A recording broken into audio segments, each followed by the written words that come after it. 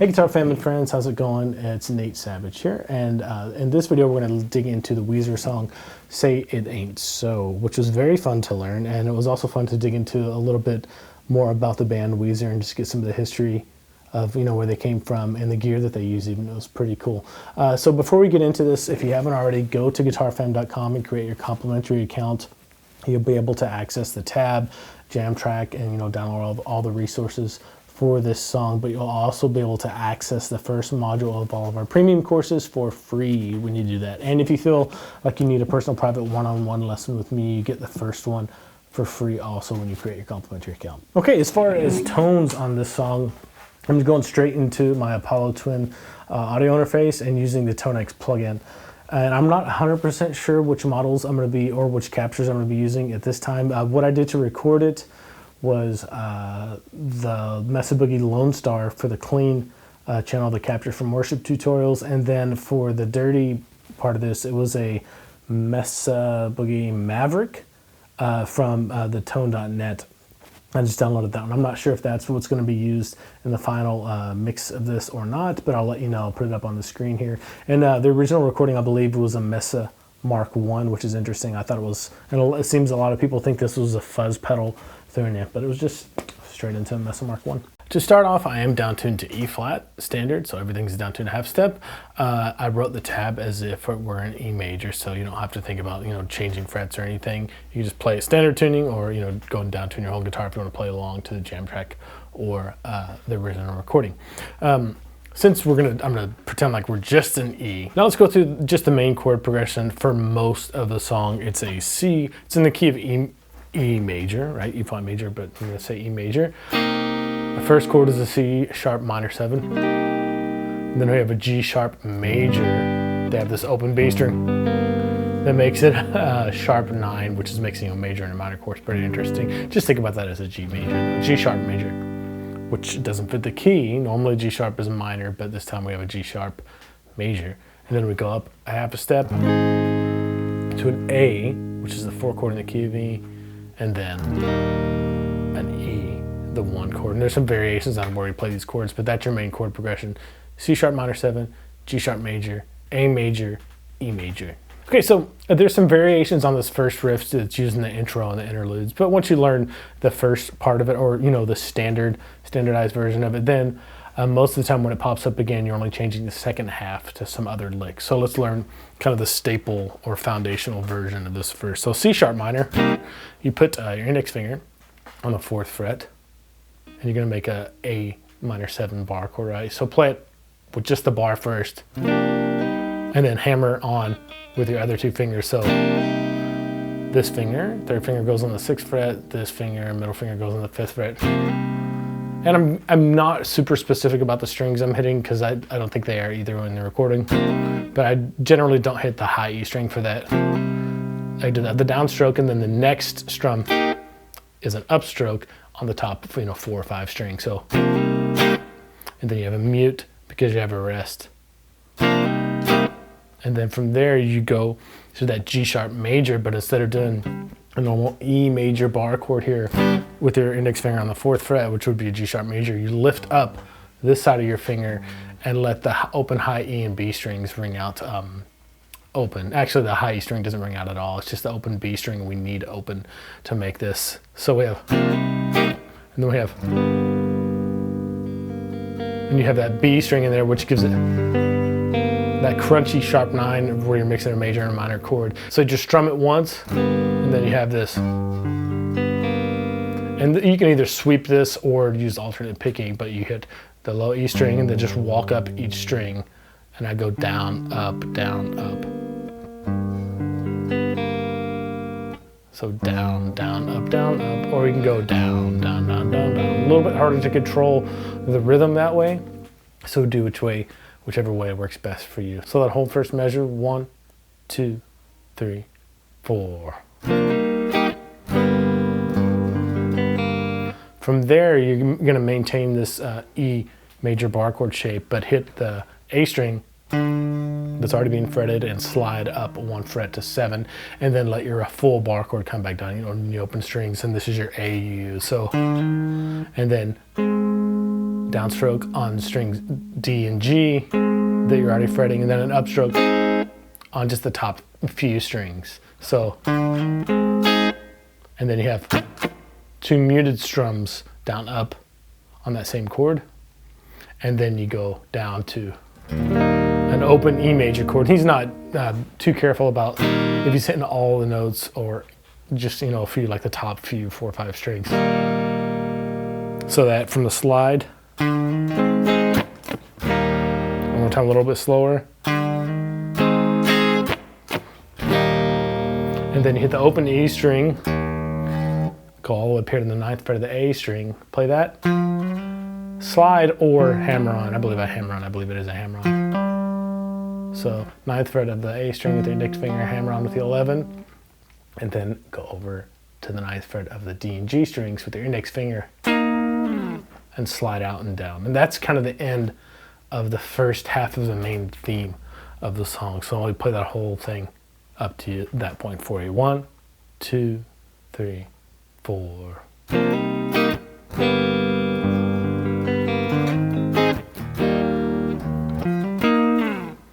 Okay, then the next phrase starts off the exact same way, almost the exact same way. He goes, same with the C sharp minor 7. So, and then instead of having a mute here or a rest, he does 2 muted 16th note strums. So, and then he goes back to this G sharp, sharp 9, but this time he only hits the bottom 3 strings and then continues on with the same picking part. So the second time to that riff in measure 3.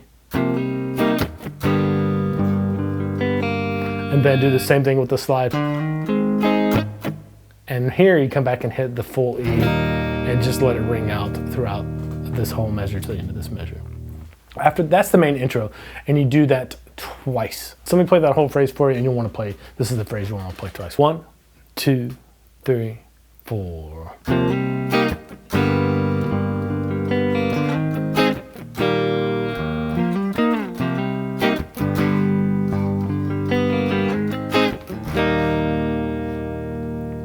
Okay, from there we go into the verse, and I should mention this part of the verse is played under the intro when you play the riff through the second time. So if you're another guitar player in a band, just play this as he's playing that main riff. And we stick with our main progression. We use just little mini triad shapes on the top 3 strings here. So we start off with a C sharp minor, and if you're thinking about this as an A minor shape, you're just taking the top 3 strings out of this. So, and we're playing on the ands of every beat, so with an upstroke, so 1 and you only do that C sharp minor once, and then you move right to a G sharp minor, but you're only using the top 3 strings out of that. And so you have and 2 and 3 and 4 and. So 3 times on this on the and of 2, 3, and 4. So that whole first measure, 1 and 2 and 3 and 4 and. Okay, next slide that up, you're doing an A major with the E shape, but still just the top 3 strings, and just do that once, 1 and 2, and then on the and of 2, come back down to just this, it's part of this D shape or the C shape, whichever way you like to think about it, but I'm just thinking about this D shape in an E location, 1 and 2 and 3 and 4 and, right?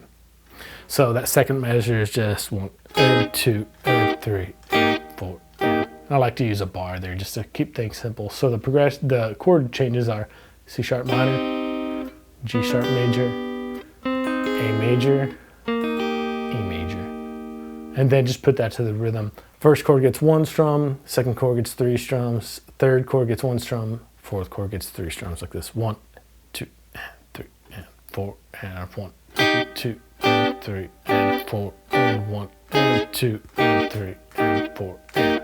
Okay, so that's the main part for the verse. You'll see the repeat signs there on verse 1. You just play that whole phrase 3 times, and then you go to the next interlude, which is just kind of the same riff we did in the intro, but the second phrase is a little different. So you play through just like you normally would.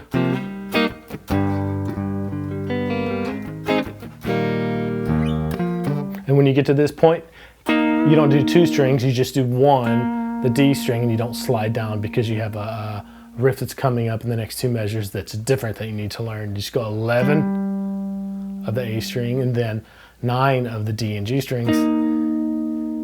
And then you leave 9 of your index finger down on those two strings on that fret, hit them again, and then hammer down or hammer on to 11 of the D string.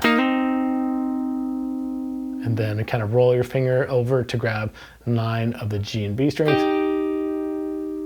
And that's a quarter note actually. So let's just do the rhythm for that part. So it sounds kind of like Jimi Hendrix or John Mayer or something, you know. And then you come back, leave your index finger on 9 of the G string and come back to the 11th fret with your third finger. Okay. So far you have. And from there, you reach over to 11 and 10 with your third and second fingers of the G and B strings. So, and hit that and slide up quickly to 13 and 12 of the G and B strings.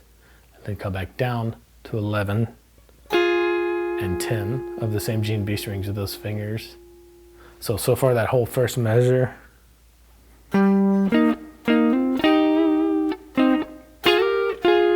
From there, your index finger is hanging out back here on the 9th fret, so you can just fret the 9th fret of the G and B strings, hit them, and then do a quick hammer-on pull-off to 11-9. And then go over to 11 of the D string, back to 9 of the G and B string, then roll your index finger over to get 9 of the D and G strings. So this is, like I said, again, very Hendrixy lick that's really worth learning because it adds a nice, just a nice feel, nice lick for your repertoire, right? So let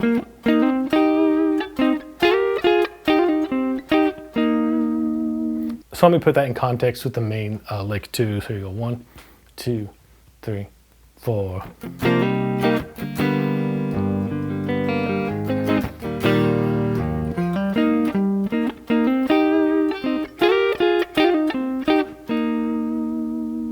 Okay, and I should also mention that there are some staccato notes in there that give the lick its style that you need for it. So that first 9, double 9 there on the D and G strings. And that last 8th note, we come back down to 11 and 10 on the G and B strings. That needs to be cut short. And the second to last little double stop at the end of measure 10 is going to be important for you to choke to get the style right. So right there. All right, from there we're going to verse 2, and it's the exact same as verse 1. Just play a little triad.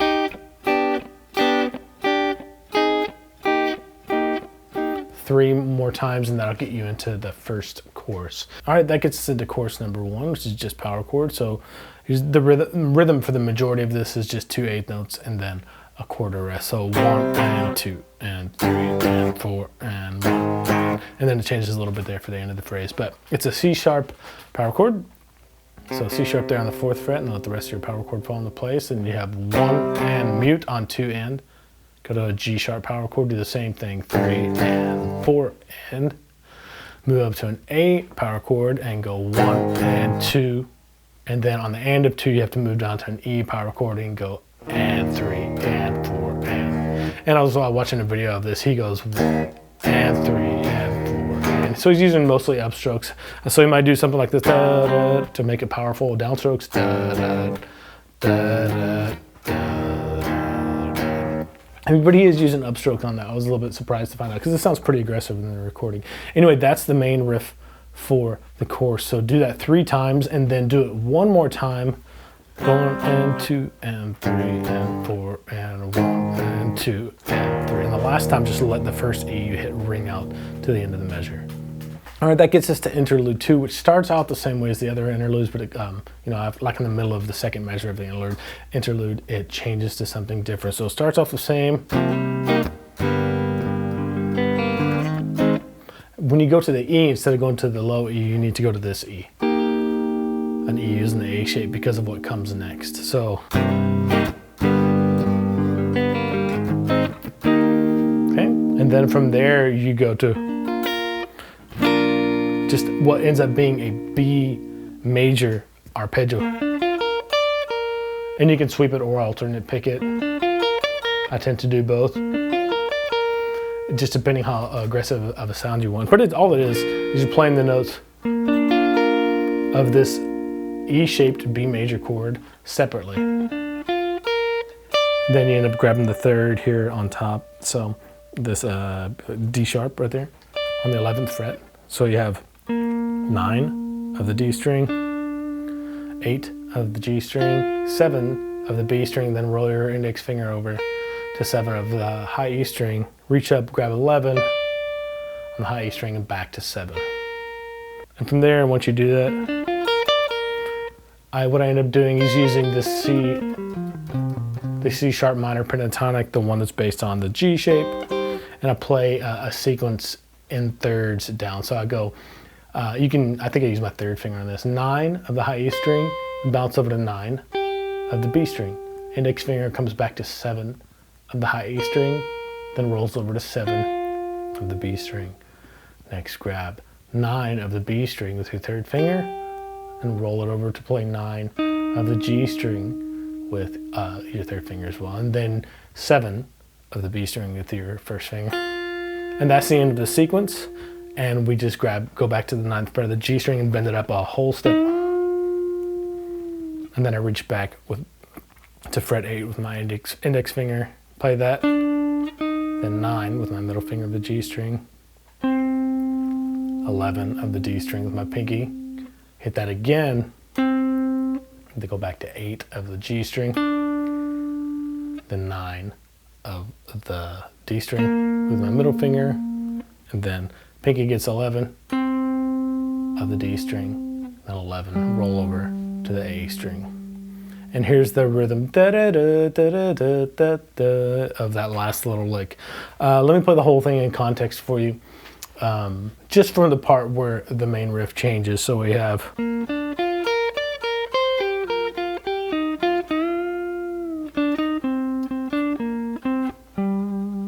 and you go hear da da da da da da da da at the end there. So one more time.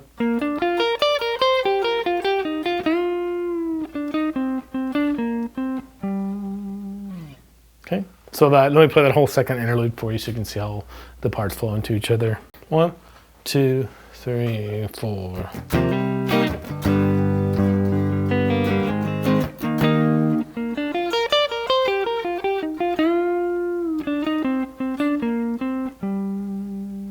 All right, from there we go to verse 3, but this time you play that main phrase with the little triads 4 times instead of 3. So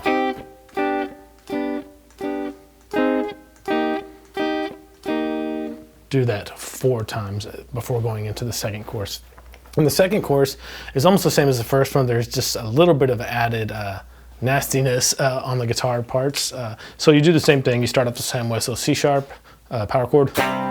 And instead of resting there, you have this little riff that pops up. What you have to do is hold the 5th fret of the B string down with your first finger and hold it still, don't let it move. And then take your other 2 fingers, 2nd, 3rd fingers on the 7th fret of the G string and bend it up. Let it back down and bend it up again. What you're doing is bending this note right here. This D up to an E. And this note you're holding back here with your index finger is an E, so it gets really crunchy sounding. And that's the little lick you throw in between the first 2 groups of power chords. So C sharp, and then you have your G sharp, and do it again. And then carry on your chorus as you normally would, A, and then E. And you do that 3 times before going on and doing the same progression again, but leave out there and just do straight 1 and 2 and 3 and 4 and 1 and 2 and 3 and 4 and. So once you get to the end of that chorus, when that E is ringing out, you got to get ready to go into the bridge, and chord progression changes here. You go to a B power chord and you just hit it twice, mute it with an 8th note, hit it again, and that's the basic rhythm from pretty much the whole bridge until the last repeat through. So then move to an F sharp over A sharp. It looks like a power chord. It looks like a B power chord, but you're moving the low note back one fret to a B flat or an A sharp, right? So you have an F sharp over A sharp. So da, da, da, da, da, da. Then you go to an E power chord, same rhythm, and then go to a G power chord, same rhythm. Do that twice. So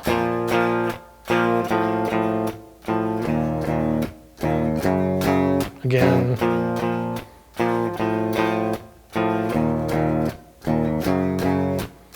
Third time, you do it again, but on the B power chord, you have 2 16th notes instead of one 8th note. And you hear it. Da, da, da, da, da, da, da, da, da. And the last time through, you do it again. Da, da, da, da, da, da. But when you go to the G power chord, you just have 8 16th notes to build up into the guitar solo. All right, the rhythm guitar for the guitar solo is just kind of big sustaining chords. So you have a C sharp power chord, then a G sharp power chord. And you have that, the first on the C sharp is a dotted half note, so 1 and 2, and then on and of 2, go to the G for a chord and 3 and 4 and. So 1 and 2 and 3 and 4 and. Next measure similar, same progression, back to our main progression, A for a dotted half note, 1 and 2, and then go to your E and go and 3 and 4 and. So that whole phrase together, just listen to it a lot. That's really what I recommend doing until you can sing the rhythm. So 1 and 2 and 3 and 4 and 1 and 2 and 3 and 4 and. Okay, so you do that 3 times.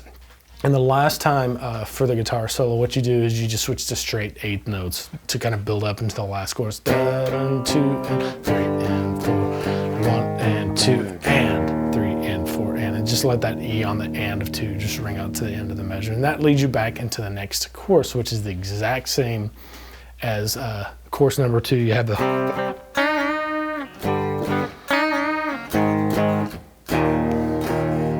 do that 3 times, and on the 4th time, again, just 8th notes. And when you get to the E, just let it ring out. All right, to cap things off, just do the intro riff again, but you're doing it once this time instead of twice.